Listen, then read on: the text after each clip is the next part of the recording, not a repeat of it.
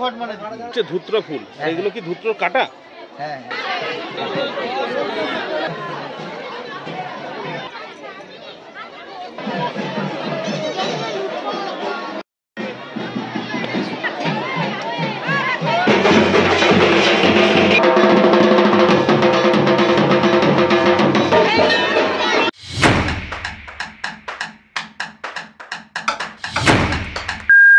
Good morning বন্ধুরা, যাচ্ছি বাড়ি থেকে একটি নতুন মন্দিরে।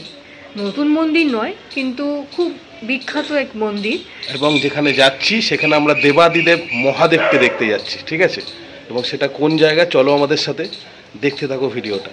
আমাদের জার্নি শুরু হচ্ছে সকালবেলা, তো আমরা যাই, তো আমাদের সাথে দেখতে থাকো ভিডিওটা। আমরা কোন মহাদেবের মন্দিরে যাচ্ছি, তাহলে আজকের আমাদের সঙ্গেই মহাদেবের দর্শন করতে চলো তোমরা সবাই। চলো। আজ আমরা চলে এসেছি বাবা বড় কাছারির মন্দির। এই বাবা বড় কাছারির মন্দির হলো গ্রাম বাংলার লৌকিক ধ্যান ধারণা ও বিশ্বাসে প্রতিষ্ঠা পাওয়া হিন্দুদের পূজার্চনা স্থল। পরমেশ্বর শিব এখানে পূজিত হন। বর্তমানে এটি স্থানীয় মানুষের গ্রামীণ জীবনচর্চায় এক বিশেষ স্থান অর্জন করেছে। এটি পশ্চিমবঙ্গের দক্ষিণ 24 পরগনা জেলার বিষ্ণুপুর থানার বাঁকড়াহাটের নিকটস্থ ঝিকুরবেড়িয়া গ্রামে অবস্থিত। বহু বছর আগে এখানে এক জঙ্গলের মাঝে এক শ্মশান ছিল। এই শ্মশানে নাকি গভীর রাতে স্বয়ং শিবশম্ভু ভূতনাথ বেশে বিচার সভা বসাতেন। সেই কারণে স্থানটিকে অনেকে এখনো ভূতের কাছারিও বলেন। আর যেহেতু সেই বিচার ভূতনাথ রূপী শিবের দরবারে, সুতরাং তার বিচারই সর্বশ্রেষ্ঠ। এটি মহানগর কলকাতা হতে সড়ক পথে 30 কিলোমিটার দূরে অবস্থিত। এবার তাহলে ডালা একটা দুটো মাঝে দিলাম, একটা ঘট মানে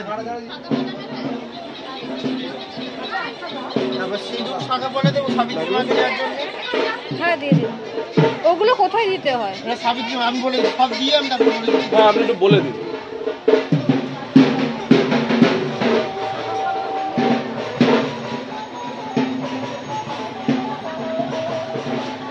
আজকে একটু বেশি ভিড় লাগছে দাদা, আজকে কিছু আছে? খালি আছে, রবিবারের থেকে বেশি ভিড় থাকে।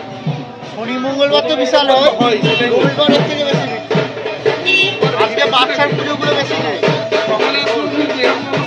মানে মেন 9টা থেকে 2-3টে পর্যন্ত ভিড়টা বেশি। এর আগে আমরা যে এসেছিলাম তখন কিন্তু এতটা ভিড় ছিল না।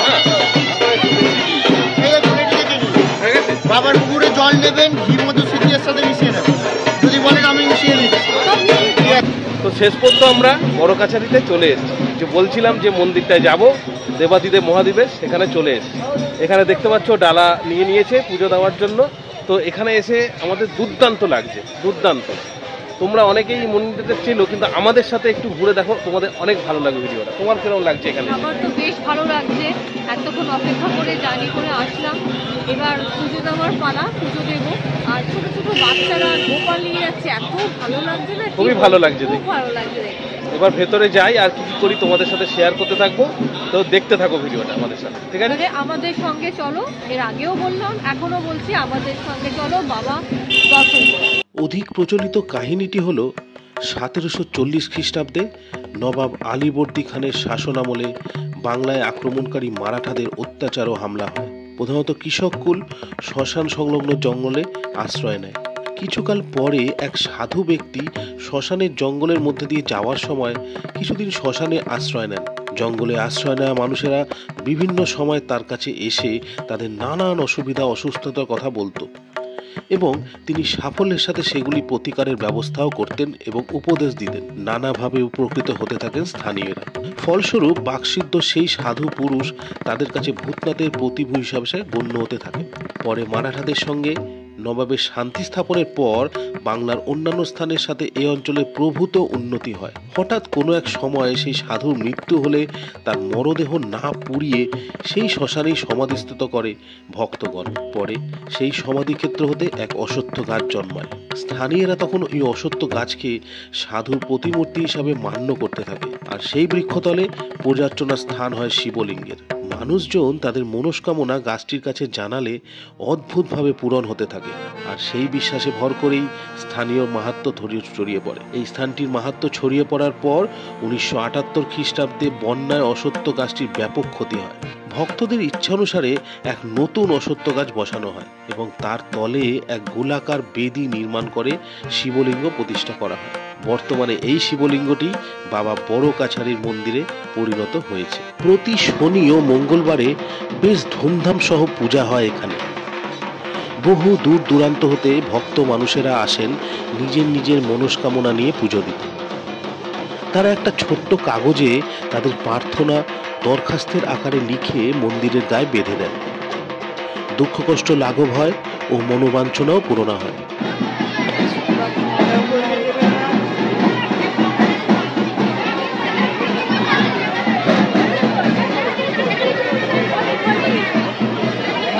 মহাদেবের কাছে মনের কিছু কামনা চাইলাম, যেটা পূরণ করার জন্য, দেখি পূরণ হয় কিনা। ঠিক আছে, সবার মনস্কামনা তো পূরণ হয়, দেখি বাবা আমার মনস্কামনা পূরণ করে কি। এইখানে যে ও এসছিল অনেক ছোট অবস্থায় বড় কাছারিতে, ঠিক আছে, তো এত তো সেটা মনে নেই। স্বপ্ন, তোমার এখন এসে কিরম লাগছে জায়গাটা? আমার ভালোই লাগে জায়গাটা। আর এখানে ভিড় অনেকই কম। আর এখানে সমস্ত রকমের জিনিস পাওয়া যাচ্ছে কিনা, যেরকম মানে মেলাতে পাওয়া যায় সমস্ত রকম কি নেই। হচ্ছে না কোনো মন্দিরে এসেছি, বড় কাছারিতে এসে মনে হচ্ছে একটা বিভৎস রকমের বড় মেলাতে এসেছি। ইনফ্যাক্ট সত্যি এটা তাই। বল, তোমাদের ভিডিওটা যদি ভালো লেগে থাকে তাহলে কিন্তু অবশ্যই লাইক করবে, চ্যানেলটা সাবস্ক্রাইব করবে আর কমেন্ট করে জানাবে কিছু জানার থাকলে। তো দেখতে থাকো। ওম নমঃ শিবায়, ওম নমঃ শিবায়, ওম নমঃ শিবায়, ওম ত্রয়ম্বকম যজামহে সুগন্ধিম পুষ্টিবর্ধনম উর্বারুকমিব বন্ধনম মৃত্যুর্মোক্ষীয়মামৃতা। আমার জায়গা দেখো কত লোক হয়েছে, দেখতে পাচ্ছ প্রচুর লোক হয়েছে। হ্যাঁ, ভেতরে মানুষের মনস্কামনা পূরণের জন্য সব এখানে আসে। হ্যাঁ, এখানে ওর মনের জিনিসটা বললো। তোমরা তো ভালো করে জানো যে এখানে কেন লোকে আসে। আজকে কত লোক এসেছে দেখো, পুরো চাপা পড়ে যাচ্ছে। সেখানে লোক নিজের মনস্কামনা পূরণ করার জন্য আজকে মহাদেবের কাছে এসেছে। দেখতে থাকো ভিডিওটা, ঠিক আছে? না করে দেখতে থাকো, আরো অনেক কিছু তোমাদের দেখাবার আছে, ঠিক আছে? এই মন্দিরে সড়ক পথে যেতে গেলে ডায়মন্ড হারবারগামী যে কোনো বাসে করে নামতে হবে আমতলা স্টপেজ, আর সেখান থেকেই ধরে নিতে হবে অটো। ট্রেন পথে শিয়ালদা থেকে যেতে হবে বজবজ এবং সেখান থেকে অটো ধরে বাঁকড়াহাট, আর তারপরে টোটো বা অটো ধরে মন্দিরে পৌঁছে যাবে। এছাড়াও তোমরা 2 হুইলার বা 4 হুইলার করেও এখানে আসতে পারো। এখানে গাড়ি নিয়ে এলে গাড়ি যেখানে পার্ক করবে সেখান থেকেই ডালা সংগ্রহ করতে হবে, আর তার জন্য কোনো পার্কিং চার্জ লাগবে না। বড় কাছারি যাত্রী নিবাস, এখানে এলে মানুষ থাকতেও পারে, তার জন্য ওখানে যে ডালা দিচ্ছে ওখানে গিয়ে টাকা দিতে আগে। এখানে বিভিন্ন রকম রুম ভাড়া আছে, যেটা জানতে পারলাম 600 টাকাও আছে, 1000 টাকাও আছে। ভেতরটা ঢুকবো, ভেতরটার মধ্যে আর কি আছে, মানুষ থাকতে পারে এবং খুব লেখা আছে দেখো বড় বড় করে, ঘর পরিষ্কার রাখুন, কোনো আবর্জনা যাতে না থাকে। চলো আমরা ভেতরটা যাই।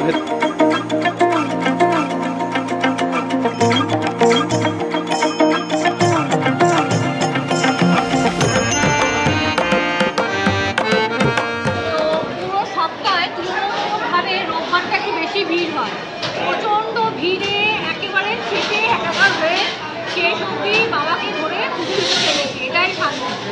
এই এখন খেতে এসেছি, প্রচন্ড খিদে পেয়েছে, দুপুর হয়ে গেছে, এখন বাজে দুপুর 1:30 বাজে। এবার খাবার এবার খাবো। তো ওরা নিয়েছে ভাত আর আমি নিচ্ছি কচুরি। চলো এবার খাই, খেয়ে দেখি খাবারটা কীরকম, ওদেরকে জানাবো। এখানে আমি ভাত নিয়ে আসার পর আমরা এক্সচেঞ্জ করে দিয়েছি। দেখো আমি খাচ্ছি হচ্ছে কচুরি, এই যে কচুরি গরম গরম, এটা হচ্ছে মানে কড়াইশুঁটির কচুরি, তার দুর্দান্ত। তোমাদের ভাত সাথে কি কি আছে? ভাত আছে, একরকম শাক দিয়ে নানারকম সবজি তরকারি আছে, একটা মাছ মিশালি তরকারি আছে, সাথে বেগুনিও আছে, আর গরম গরম ধোয়া ওঠার বেগুনি, তার সঙ্গে লেবু, লঙ্কা খেলে লঙ্কা, একজন আমি যদি লঙ্কা খাই না। আর এই মিলটার দাম হচ্ছে কত? 60 টাকা। তো এই ছিল আমাদের বড় কাছারির গল্প। সকাল থেকে এলাম, পুজো দিলাম, দুপুর 2টো বেজে গিয়েছে, বিভিন্ন রকম খাবারও তোমার সাথে শেয়ার করলাম। আরও যদি কিছু জানার থাকে এখানে আসার ব্যাপারে বা কোনো কিছুতে আমাদের অবশ্যই কমেন্ট করে জানিও। তো ভিডিওটা কীরকম লাগলো সেটা তো অবশ্যই জানাবে, লাইক করবে, আর যদি নতুন হও সাবস্ক্রাইব করে বেল আইকনটা কিন্তু অবশ্যই অন করবে, ঠিক আছে? আর এখানে আসলে একটা মনে আলাদাই শান্তি পাবে, একবার হ্যাঁ, এসে দেখো এবং ভালো লাগে। সেই স্যাটিসফ্যাকশন, সেই শান্তিটা কিন্তু এখানে এসে পেলাম। তো দেখা হবে অন্য এক ভিডিওতে খুব তাড়াতাড়ি। ততক্ষণের জন্য হর হর মহাদেব। টাটা। হর হর মহাদেব।